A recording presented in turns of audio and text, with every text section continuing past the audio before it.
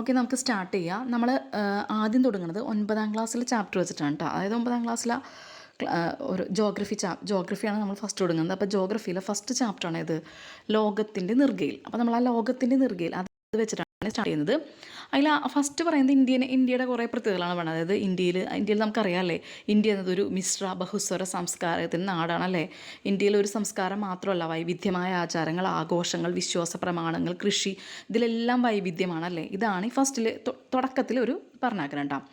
ഇനി അത് കഴിഞ്ഞ് നമ്മൾ ഭൂപ്രകൃതിയുടെ സവിശേഷത വരുമെന്നാണ്. ഈ ഭൂപ്രകൃതിയുടെ സവിശേഷതയുടെ അടിസ്ഥാനത്തിൽ നമ്മുടെ ഇന്ത്യയെ നാലല്ല 5ആയിട്ട് തിരിച്ചിട്ടുണ്ട്. ഏതൊക്കെയാണ്? ഒന്ന് ഉത്തരപർവ്വത മേഖല, പിന്നെ ഉത്തരേന്ത്യൻ സമതലം, ഉപദ്വീപീയ പീഠഭൂമി, ഇന്ത്യൻ മരുഭൂമി, തീരസമതലങ്ങളും ദ്വീപുകളും, അങ്ങനെ 5ആയി തിരിച്ചിട്ടുണ്ട് കേട്ടോ. എന്തൊക്കെയാണ്? ഉത്തരപർവ്വത മേഖല, ഉത്തരേന്ത്യൻ സമതലം, ഉപദ്വീപീയ പീഠഭൂമി, ഇന്ത്യൻ മരുഭൂമി, തീരസമതലങ്ങളും ദ്വീപുകളും. നമ്മളതിൽ ഈ ചാപ്റ്ററിൽ നമ്മൾ ഓരോന്നും എടുത്ത് പഠിക്കുന്നതാണ്. അപ്പോൾ അതിൽ ഫസ്റ്റ് നമുക്കൊരു ഇന്ത്യയുടെ ഒരു മാപ്പ് തന്നിട്ടുണ്ട്.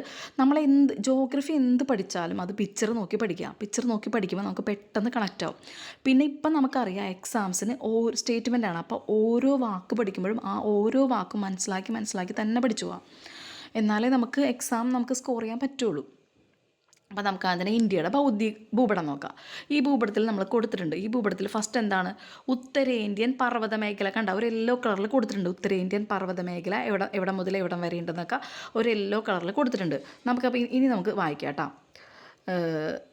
ഫസ്റ്റ് പറയുന്നത് പാമീർ പർവ്വതക്കെട്ട്. കണ്ട, ഇവിടെ ഒരു പാമീർ പർവ്വതക്കെട്ട് കൊടുത്താക്കുന്നുണ്ട്. ഇവിടെ ഈ പാമീർ പർവ്വതക്കെട്ടിൻ്റെ കാര്യമാണ് കേട്ടോ ഫസ്റ്റ് പറഞ്ഞാക്കുന്നത്. ഞാൻ വായിക്കാം. അതായത് ലോകത്തിൻ്റെ മേൽക്കൂര എന്നറിയപ്പെടുന്ന പാമീർ പർവ്വതക്കെട്ടിൽ നിന്ന് ഉത്ഭവിച്ച് കിഴക്ക് പൂർവാഞ്ചൽ വരെ വ്യാപിക്കുന്ന നിരവധി പർവ്വതനിരകൾ ചേർന്നതാണ് ഉത്തരപർവ്വത മേഖല. അതായത് ഇന്ത്യൻ ഉപഭൂഖണ്ഡത്തിൻ്റെ വടക്ക് കിഴക്കൻ അതിരായ ഉത്തരപർവ്വത മേഖല. കണ്ട, ഇന്ത്യൻ ഉപഭൂഖണ്ഡം എന്ന് പറയുന്നത് എന്താണ്? ഉപഭൂഖണ്ഡം എന്ന് പറഞ്ഞാൽ നമുക്കറിയാമല്ലോ. ഉപദ്വീപ് എന്ന് പറയുന്നതാണ് ഈ ദ്വീപ്, അതായത് 3 വശവും സമുദ്രത്താൽ ചുറ്റപ്പെട്ടത്. ഉപഭൂഖണ്ഡം എന്ന് പറയുന്നത് മുകളിലുള്ള ഭാഗം അല്ലേ, ഉപഭൂഖണ്ഡം. അപ്പോൾ ഇന്ത്യൻ ഉപഭൂഖണ്ഡത്തിൻ്റെ വടക്ക് മുകൾ ഭാഗം അല്ലേ, വടക്ക് മുതൽ വടക്ക് കിഴക്കൻ അതിര് വരെയാണ് എന്ത്? ഉത്തരപർവ്വത മേഖല എന്ന് പറയുന്നത് അല്ലേ. അപ്പോൾ വടക്ക് മുകൾ ഭാഗത്ത് കണ്ട പാമീർ പർവ്വതക്കെട്ട് കണ്ട, ആ പാമീർ പർവ്വതക്കെട്ട് മുതൽ എവിടെയാണ്? ഈ വടക്ക് കിഴക്കൻ മേഖല വരെയാണ് എന്ത്? ഉത്തരപർവ്വത മേഖല വ്യാപിച്ചിരിക്കുന്നത്. ഇനി ഇവിടെ ഒരു ക്വസ്റ്റ്യൻ അവർ ചോദിച്ചാൽ നൽകിയിട്ടുള്ള ഭൂപടം പരിശോധിച്ച് ഉത്തരപർവ്വത മേഖലയുടെ സ്ഥാനം മനസ്സിലാക്കൂ. പാമീർ പർവ്വതക്കെട്ടിൽ നിന്നും ഉത്ഭവിക്കുന്ന മറ്റു പർവ്വതനിരകൾ ഏതൊക്കെയാണെന്ന് കണ്ടെത്തി പട്ടികപ്പെടുത്തൂ. അപ്പോൾ നമുക്ക് നോക്കാം. ഈ പാമീർ പർവ്വതക്കെട്ടിൽ നിന്ന് നമുക്ക് കുൻലുൻ അവിടെ കൊടുത്തിട്ടുണ്ട് അല്ലേ. കുൻലുൻ ഓക്കെ. പിന്നെ ഏതാണ് രണ്ടെണ്ണം ഉള്ളത്? ഹിന്ദുകുഷും ടിയാൻ ഷാനും കേട്ടോ. അപ്പോൾ അത് പഠിച്ചു വെക്കാം നമ്മൾ. കുൻലുൻ പാമീർ പർവ്വതക്കെട്ടിൽ നിന്നാണ്. അതല്ലാതെ രണ്ടെണ്ണം ഏതാക്കിയാണ്?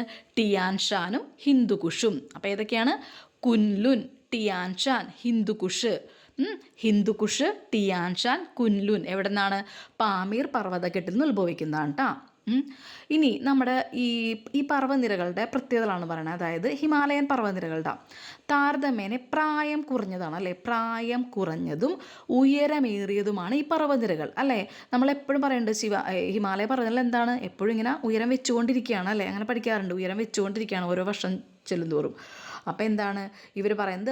അപ്പം ഓരോ വർഷം ചെല്ലുന്തോറും വലുതായിക്കൊണ്ടിരിക്കുകയാണ്. അപ്പോൾ എന്താണ്? താരതമ്യേന പ്രായം കുറവാണ്. പ്രായം കുറഞ്ഞതും ഉയരമേറിയതുമാണ് ഈ പർവ്വനിരകൾ. ശിലാപാളികൾക്ക് വലനം സംഭവിച്ച് രൂപപ്പെട്ട മടക്കു പർവ്വതങ്ങളാണ് ഇവ. പടിഞ്ഞാറ് സിന്ധു നദി മുതൽ കിഴക്ക് ബ്രഹ്മപുത്ര നദി വരെ ഏകദേശം 2400 കിലോമീറ്റർ നീളത്തിൽ വ്യാപിച്ചു കിടക്കുന്ന ഉത്തരപർവ്വത മേഖലയ്ക്ക് 150 മുതൽ 400 കിലോമീറ്റർ വരെ വീതിയുണ്ട്. ഓക്കെ, അപ്പം ഇതൊക്കെ പഠിക്കണം. അതായത് പടിഞ്ഞാറ് സിന്ധു നദി മുതൽ കിഴക്ക് ബ്രഹ്മപുത്ര നദി വരെയാണ് വ്യാപിച്ചു കിടക്കുന്നത്. 2400 കിലോമീറ്റർ നീളത്തിൽ വ്യാപിച്ചു കിടക്കുന്ന ഉത്തരപർവ്വത മേഖലയ്ക്ക് വീതി എത്രയാണ്? 150 മുതൽ 400 കിലോമീറ്റർ വരെ വീതിയുണ്ട്. ഉയരമേറിയ കൊടുമുടികളും ഹിമാനികളും താഴ്വരകളും നിറഞ്ഞ സവിശേഷമായ ഭൂപ്രദേശമാണിത്. ഭൂപ്രകൃതി സവിശേഷതയുടെ അടിസ്ഥാനത്തിൽ ഉത്തരപർവ്വത മേഖലയെ 3ആയി തരംതിരിക്കാം. ഇനി നമ്മൾ ആ ഉത്തരപർവ്വത മേഖലയെ കണ്ട ഈ പിക്ചർ തന്നെ നോക്കി പഠിക്കുക. ഈ ഉത്തരപർവ്വത മേഖലയെ നമ്മൾ 3ആയിട്ട് തിരഞ്ഞെടുക്കുകയാണ്. എന്തൊക്കെയാണ് 3ആയിട്ട് തിരഞ്ഞെടുക്കുന്നത്? ട്രാൻസ് ഹിമാലയം, കിഴക്കൻ കുന്നുകൾ. കണ്ട, ഏറ്റവും മുകളിലാണ് ട്രാൻസ് ഹിമാലയം. പിന്നെന്താണ്?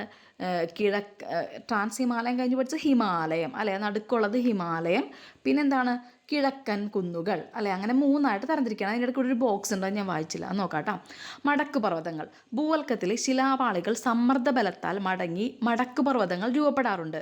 വലനം എന്നീ പ്രക്രിയയിലൂടെയാണ് മടക്ക് പർവ്വതങ്ങൾ രൂപപ്പെടുന്നത്. ഹിമാലയം, ആൽപ്സ് തുടങ്ങിയ പർവ്വതങ്ങൾ എന്തിനുദാഹരണമാണ്? പീവയ്ക്കാണ്. ഹിമാലയം, ആൽപ്സ് എന്തിനുദാഹരണമാണ്? പീവയ്ക്കാണ്. എന്താണ്? മടക്ക് പർവ്വതങ്ങളാണ്. ഹിമാലയം നമുക്ക് സാധാരണ അറിയാം മടക്ക് പർവ്വതങ്ങളാണ്, പക്ഷേ ആൽപ്സും എന്താണ്? മടക്ക് പർവ്വതങ്ങളാണ്. ഇനി പർവ്വതങ്ങൾ എന്നറിയപ്പെടുന്നത് എന്താണ്? സമുദ്രനിരപ്പിൽ നിന്നും ശരാശരി 900 മീറ്ററിന് മുകളിൽ ഉയരമുള്ള ഭൂരൂപങ്ങളാണ് എന്ത്? പൊതുവെ പർവ്വതങ്ങൾ എന്നറിയപ്പെടുന്നത്. എന്താണ്? സമുദ്രനിരപ്പിൽ നിന്നും ശരാശരി 900 മീറ്ററിന് മുകളിൽ ഉയരമുള്ള ഭൂരൂപങ്ങളാണ് എന്ത്? സമുദ്രങ്ങൾ. ഇനി നമ്മൾ പഠിക്കാൻ പോകുന്നത് ഫസ്റ്റ് ഏതാണ്? ട്രാൻസ് ഹിമാലയം. നമ്മൾ ഈ ഡയഗ്രാം, അതായത് ഈ ഭൂപടം നോക്കി തന്നെ നമുക്ക് പഠിക്കാം കേട്ടോ. ട്രാൻസ് ഹിമാലയത്തിൽ ഏതൊക്കെയാണ്? കാരക്കോറം, ലഡാക്ക് അല്ലേ, സസ്കർ. കാരക്കോറം, ലഡാക്ക്, സസ്കർ ആണെന്ത്?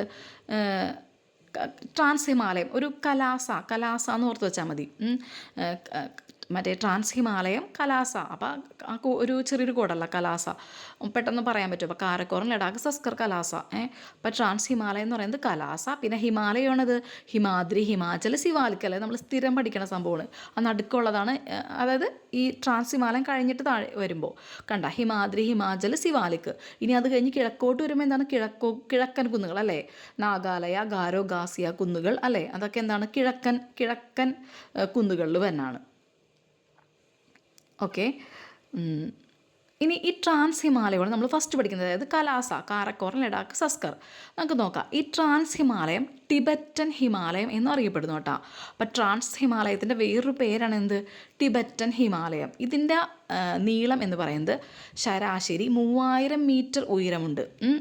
ഉയരം എത്രയാണ്? ശരാശരി 3000 മീറ്റർ ഉയരമുണ്ട്. 3000 മീറ്റർ ഉയരവും 40 കിലോമീറ്റർ വീതിയും 965 കിലോമീറ്റർ നീളവും ഉണ്ട് കേട്ടോ. അപ്പോൾ 3000 മീറ്റർ വീതിയും 40 കിലോമീറ്റർ 3000 മീറ്റർ ഉയരവും 40 കിലോമീറ്റർ വീതിയും 905 കിലോമീറ്റർ നീളവുമുണ്ട് ഇതിന്. ഇനി ഈ കാരക്കോറം നിര എന്താണ്? ഹിമാലയ പർവ്വതത്തെ പാമീർ പർവ്വതക്കെട്ടുമായി ബന്ധിപ്പിക്കുന്നു കേട്ടോ. അപ്പം ഹിമാലയ പർവ്വതത്തെ പാമീർ, നമ്മൾ പറഞ്ഞു അല്ലേ, പാമീർ പർവ്വതക്കെട്ടുമായി ബന്ധിപ്പിക്കുന്നത് ഏതാണ്? പാമീർ പർവ്വതക്കെട്ടുമായി ബന്ധിപ്പിക്കുന്നത് കാരക്കോറം നിരയാണ് കേട്ടോ. നമ്മൾ നേരത്തെ പഠിച്ചാണല്ലേ പാമീർ, കണ്ട ലോകത്തിൻ്റെ മേൽക്കൂര എന്നൊക്കെ അറിയപ്പെടുന്നത് പാമീർ എന്ന് പഠിച്ചു, അതാണ് പറഞ്ഞത്. അപ്പോൾ ഈ കാരക്കോറം തൊട്ട് താഴെയല്ലേ കാണുന്നത്. അപ്പോൾ കാരക്കോറത്തിനെ പാമീറുമായി ബന്ധിപ്പിക്കുന്നു. കാരക്കോറം പാമീറുമായി ബന്ധിപ്പിക്കുന്നു, അതാണ് ആ പറഞ്ഞാക്കുന്നത്.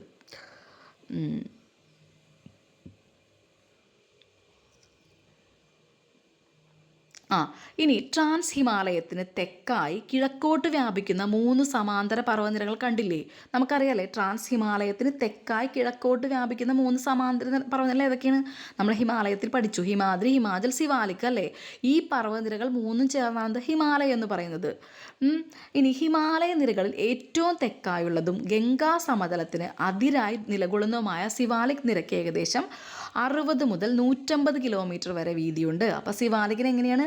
ഈ ഹിമാലയ നിരകളിൽ തന്നെ ഏറ്റവും താഴെ, തെക്കെന്ന് പറയുമ്പോൾ താഴെയല്ലേ, ഏറ്റവും തെക്കായിട്ടാണ് എന്ത്? ഈ സിവാലിക് സ്ഥിതി ചെയ്യുന്നത്. ഇത് ഗംഗാ സമതലം, നമുക്കറിയാം ഉത്തര പർവ്വത മേഖല കഴിഞ്ഞാൽ പിന്നെ ഉത്തര പർവ്വത മേഖല അല്ലേ, അത് കഴിഞ്ഞാൽ എന്താണ്? നമ്മുടെ ഉത്തര സമതലം വരും അല്ലേ. ആ സമതലം ഗംഗാ ബ്രഹ്മപുത്ര സമതലം എന്നൊക്കെ നമുക്കറിയാം, അതാണ്. അപ്പോൾ ഗംഗാ സമതലത്തിന് അതിരായി നിലകൊള്ളുന്നതുമായ സിവാലിക് നിരക്ക് ഏകദേശം 60 മുതൽ 150 കിലോമീറ്റർ വരെ വീതിയുണ്ട്. അപ്പം ഇതിൻ്റെ വീതി എത്രയാണ്? 60 മുതൽ 150 കിലോമീറ്റർ. മറ്റേ നമ്മൾ പഠിച്ചു ടിബറ്റൻ ഹിമാലയത്തിന് മൊത്തം, ട്രാൻസ് ഹിമാലയത്തിന് മൊത്തം 40 മുതൽ 965 കിലോമീറ്റർ വരെ 40 കിലോമീറ്റർ വീതിയുണ്ട് നമ്മൾ പഠിച്ചല്ലേ. 965 കിലോമീറ്റർ നീളമുണ്ടെന്ന് പറഞ്ഞു. അപ്പോൾ ഇവിടെ വരുമ്പോൾ എത്രയാണ്? ഇത് വീതിയാണ് കേട്ടോ പറയണേ, 60 മുതൽ. അപ്പോൾ അതിനേക്കാളും കൂടുതൽ വീതി ഉണ്ട് ഇതിന്. അതൊന്ന് നമുക്ക് കമ്പയർ ചെയ്യാൻ വേണ്ടിയിട്ടാണ്.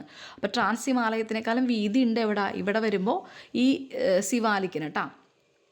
60 മുതൽ 150 കിലോമീറ്റർ വരെ വീതിയുണ്ട്. ഹിമാലയത്തിൻ്റെ ഏറ്റവും പുറമെയുള്ള ഭാഗമായതാണ് ഇതിനെന്ത് വിളിക്കും? ഔട്ടർ ഹിമാലയം എന്ന് വിളിക്കും. അപ്പോൾ അത് പഠിച്ചു വെക്കുക. ഹിമാലയത്തിൻ്റെ ഏറ്റവും പുറമെയുള്ള ഭാഗം ഔട്ടർ ഹിമാലയം. ഔട്ടല്ലേ, പുറത്താവുക നമ്മൾ എന്ത് പറയും? ഔട്ടാക്കുക എന്ന് പറയും അല്ലേ. അപ്പോൾ പുറത്തുള്ള ഭാഗം ഔട്ടർ ഹിമാലയ. ഇനി ഹിമാചൽ എങ്ങനെയാണ്? ഹിമാചൽ എന്ന് പറയുന്നത് സിവാലിക്കിന് വടക്കായി, അതായത് സിവാലിക്കിൻ്റെ മുകൾ ഭാഗത്ത് വടക്കായി സമുദ്രനിരപ്പിൽ നിന്ന് 3500 മുതൽ 4500 മീറ്റർ വരെ ശരാശരി ഉയരമുള്ള പർവ്വതനിരയാണ് എന്ത്? ഹിമാചൽ. ഹിമാചൽ എന്ത് പേരിൽ അറിയപ്പെടും? ലെസർ ഹിമാലയം. അതായത് ഹിമാദ്രിക്കാണ് ഏറ്റവും കൂടുതൽ ഉയരമുള്ളത് അല്ലേ? ഹിമാദ്രിയാണ് ഏറ്റവും ആദ്യം കാണപ്പെടുന്നത്. അപ്പോൾ ഹിമാദ്രി, ഹിമാചൽ, സിവാലിക് അങ്ങനെയാണ്. അപ്പോൾ ഹിമാദ്രിയെ അപേക്ഷിച്ച് ഹിമാചലിന് ഉയരം കുറവാണ്. അപ്പോൾ എന്താണ്? ഹിമാചൽ ലെസ്സർ. അപ്പോൾ ഹിമാദ്രി എന്ത് വരും? ഇന്നർ അല്ലെങ്കിൽ ഗ്രേറ്റർ ഹിമാലയം എന്ന് പറയും കേട്ടോ. അപ്പോൾ ഹിമാചൽ ലെസ്സർ ഹിമാലയം എന്നറിയപ്പെടുന്നു. ഈ നിരയ്ക്ക് 60 മുതൽ 80 കിലോമീറ്റർ വരെ വീതിയുണ്ട്. മറ്റേതാണെങ്കിൽ സിവാലിക്കാണെങ്കിൽ 60 മുതൽ 150 കിലോമീറ്റർ. അപ്പോൾ അത് കൂടുതലാണ്, അതിനേക്കാളും കുറവാണ് ഇത് ഹിമാചൽ. 60 മുതൽ 80 കിലോമീറ്റർ വരെ വീതി. ഇനി ഗ്രേറ്റർ ഹിമാലയം, ഇന്നർ ഹിമാലയം. അപ്പോൾ ഏറ്റവും ആദ്യം കാണപ്പെടുന്നതാണ് ഗ്രേറ്റർ ഓർ ഇന്നർ ഹിമാലയം എന്നറിയപ്പെടുന്ന ഹിമാദ്രി. ഇതെങ്ങനെയാണ്? ഇത് 6100 മീറ്ററിന് മുകളിൽ ഉയരമുള്ള പർവ്വതനിരയാണ് കേട്ടോ. അപ്പോൾ ഇതിൻ്റെ ഏകദേശം ഉയരം ശ്രദ്ധിച്ചോ, 6100 മീറ്റർ മുകളിൽ ഉയരമുണ്ട്. ഇത് ഏകദേശം 25 കിലോമീറ്ററാണ് ഇതിൻ്റെ വീതി കുറവാണ് അവിടെ വരുമ്പോൾ. മഞ്ഞ് മൂടപ്പെട്ട പർവ്വതങ്ങളാണിവ. ലോകത്തിലെ ഉയരമേറിയ മിക്ക കൊടുമുടികളും കാണപ്പെടുന്നത് എവിടെയാണ്? ഈ ഹിമാദ്രിയിലാണ് കേട്ടോ. ഇനി ഹിമാലയത്തിൻ്റെ പിറവിയാണ് പറയുന്നത്. ലോകത്തിലെ ഉയരമേറിയ പർവ്വതനിരകളിൽ ഒന്നായ ഹിമാലയം ഇന്നും വളർന്നുകൊണ്ടിരിക്കുകയാണ് അല്ലേ? ഭൗമശിലാപാളികളുടെ ചലനം ആണ് ഇതിന് കാരണം. വൻകരയും സമുദ്രഭാഗവും ചേർന്ന ശിലാപാളികളാണ് ടെക്ടോണിക് ഫലകങ്ങൾ. ശിലാമണ്ഡലത്തിൽ താഴെ ഉയർന്ന താപത്താൽ ശിലകൾ ഉരുകി അർദ്ധദ്രാവസ്ഥയിൽ നിലകൊള്ളുന്ന ഭാഗമാണ് അസ്തനോസ്ഫിയർ. അതായത് പറയുന്നത് ഭൗമപാളികളുടെ ചലനമാണ് ഇതിന് കാരണം. ഈ ഹിമാലയം വളർന്നുകൊണ്ടിരിക്കാനുള്ള കാരണം പറയുന്നത് ഭൗമശിലാപാളികളുടെ ചലനമാണ്. വൻകരയും സമുദ്രഭാഗവും ചേർന്ന ശിലാപാളികളാണ് ടെക്ടോണിക് ഫലകങ്ങൾ. അപ്പോൾ ടെക്ടോണിക് ഫലകങ്ങൾ എന്താണ്? വൻകരയും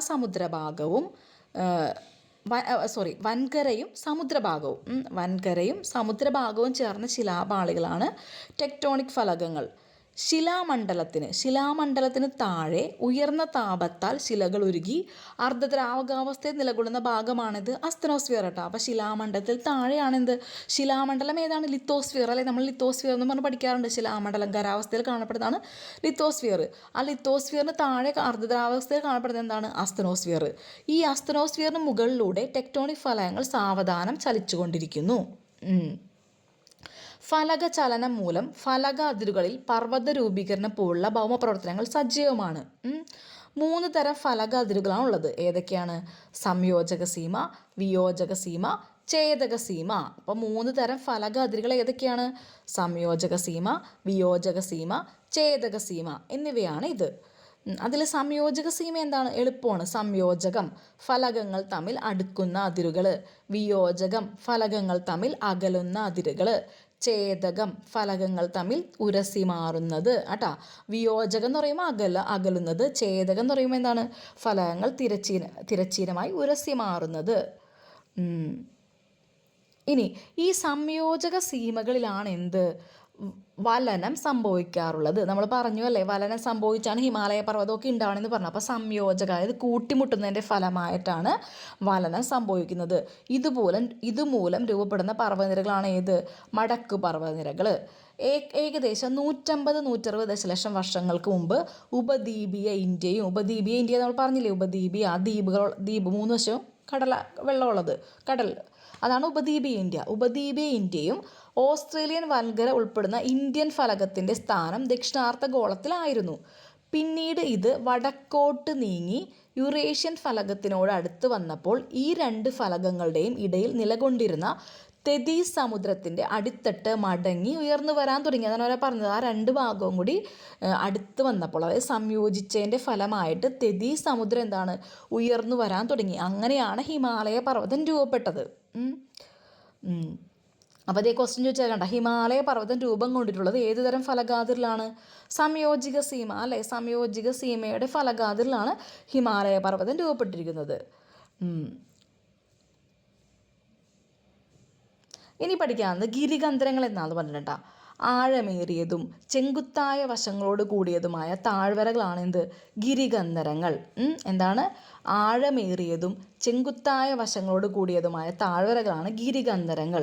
സിന്ധു, ഗംഗ, സത്ലജ് തുടങ്ങിയ നദികൾ അപരദനത്തിലൂടെ ഹിമാലയ പർവ്വതനിരക്ക് കുറുകെ ഗിരികന്ധരങ്ങൾ സൃഷ്ടിക്കുന്നു കേട്ടോ. എവിടെയാണ്? സിന്ധു, ഗംഗ, സത്ലജ് തുടങ്ങിയ നദികൾ അപരദനത്തിലൂടെ ഹിമാലയ പർവ്വതനിരക്ക് കുറുകെ ഗിരികന്ധരങ്ങൾ സൃഷ്ടിക്കുന്നു. ഓക്കെ.